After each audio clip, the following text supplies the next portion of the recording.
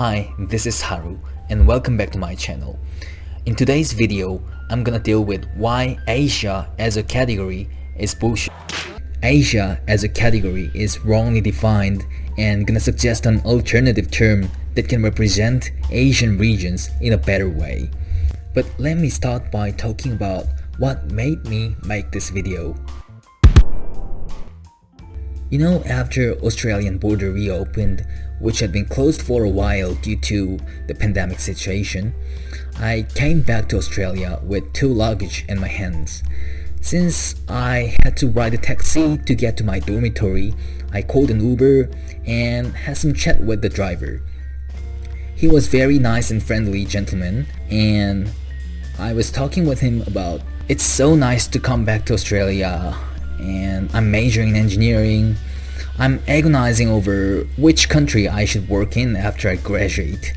And in the middle of our conversation, the driver said, "But isn't Asia lack of freedom? Damn. Aren't those countries not much democratic?" Damn, son. I was bewildered, as I was thinking of countries like South Korea, Japan, and Taiwan when talking about Asia. But it was still true that there are still so many regions where rules are very strict, people's freedom is restricted in Asia.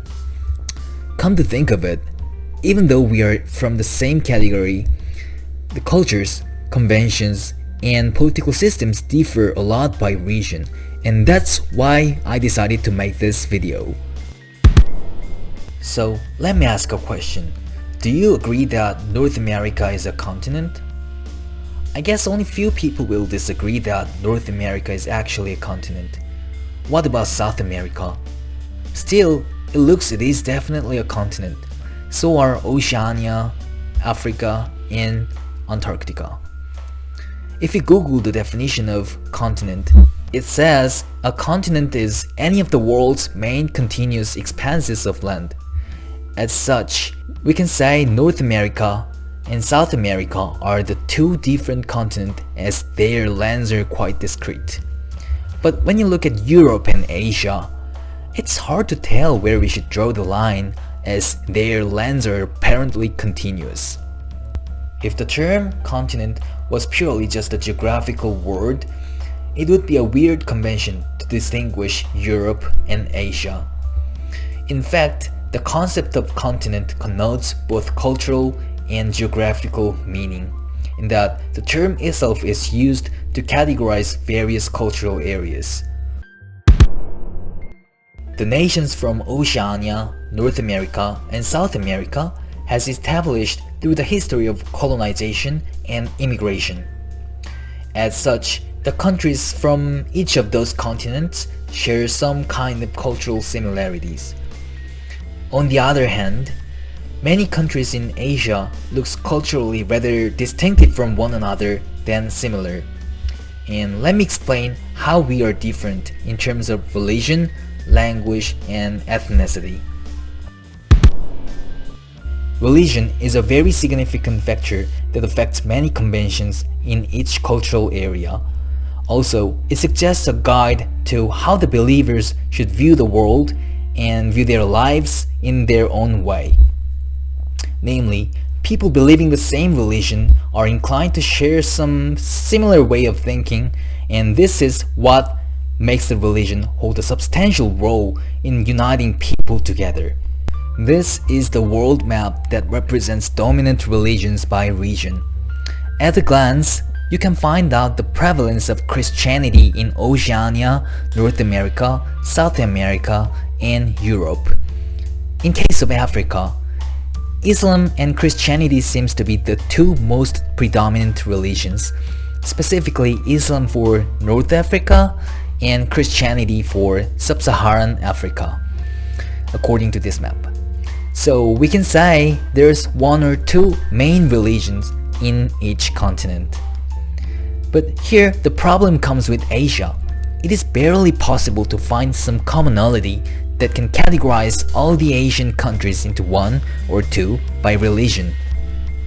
If you take a closer look, Islam is dominant in West Asia and Central Asia, so is Hinduism in South Asia, whereas East Asia shows strongly non-religious tendency, and Southeast Asia is a bit of mixture of Buddhism, Christianity, and Islam.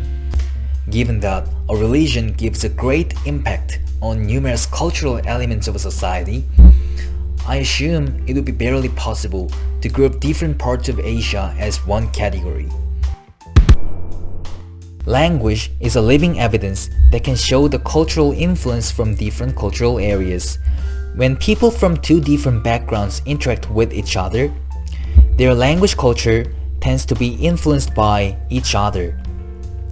When this happens for centuries of time, the trace of their interaction could be even found from their languages. In comparative linguistics, there's a concept called language family. Language family is the biggest unit that can group different languages into one. Simply speaking, all the languages under the same language family were originally the same language, a proto-language, sometime in the past. This is the map of human language families. I've got a more detailed version of map categorizing languages by a smaller unit, but as it looks too complicated, let me just use this map for a further explanation. So once you look at the map, we can see that Indo-European language family is dominant and Uralic one is spreading in European countries. In the two Americas, which had been historically largely influenced by Europe, shows the dominance of Indo-European language family, and there are isolated language families from Native Americans in some regions as well. Here, what it means by isolated language is that there is no such an ancestral language shared with any other language from the past. Okay, next, Africa. Depending on whether it is North Africa or Sub-Saharan Africa, there are a couple of main language families, and in southernmost Africa, there are 3 more language families. In case of Asia, as you can see, there are 13 different language families. If we break Asia down into its sub-regions, then the number of language families then becomes almost the same as that of the other continents.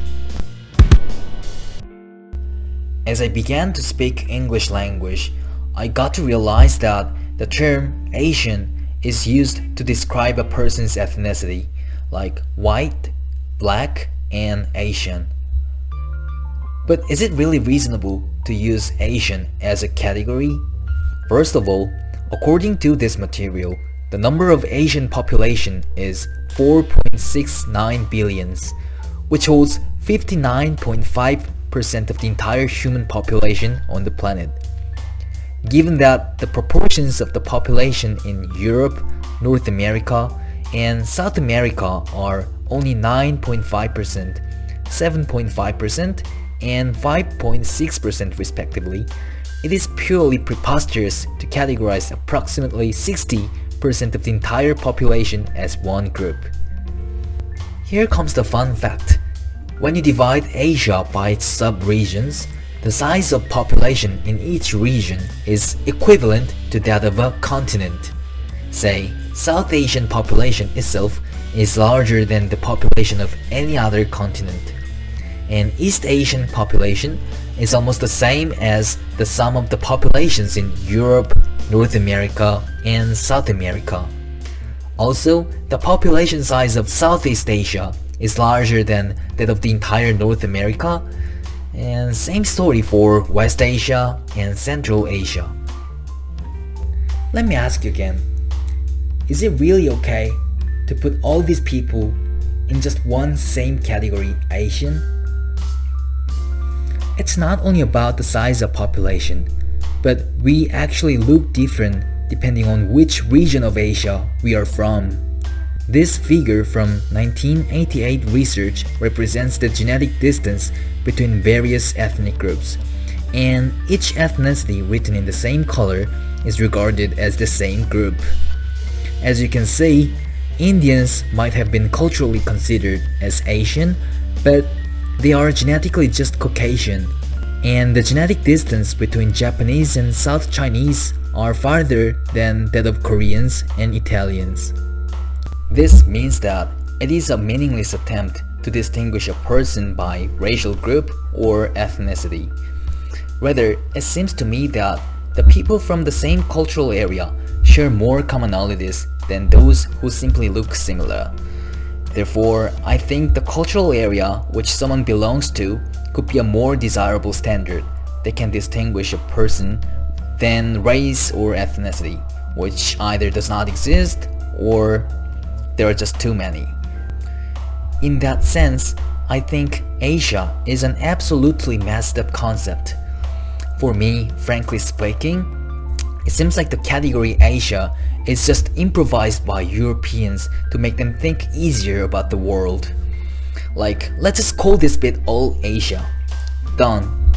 Maybe they did so because it was too long time ago, but in the 21st century, it just sounds like a very Western-centric concept from my perspective. Then how the hell should we call Asia?